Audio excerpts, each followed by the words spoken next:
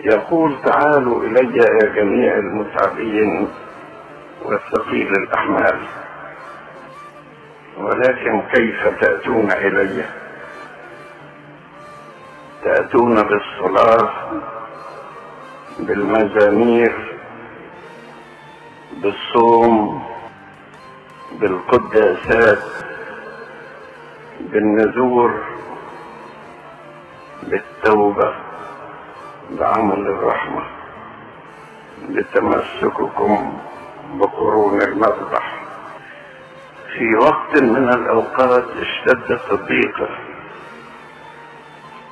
وإذا بإستير أتت إلى الله بصوم للشعب كله، وتكلم الرب في قلب أحشويرش الملك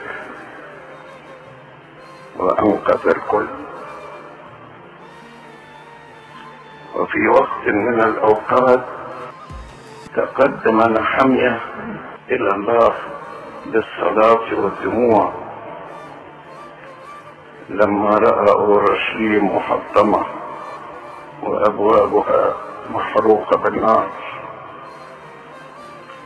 وتكلم الرب في قلب أرتحشست الملك الفارسي، وعمل الرب عمله. تعالوا إلي أيضا بشفاعة الملائكة والقديسين. في أيام الرسل كان الآباء الرسل في ضيقة، وكانت الكنيسة ترفع صلاة من أجلهم، وعمل الرب عجبا.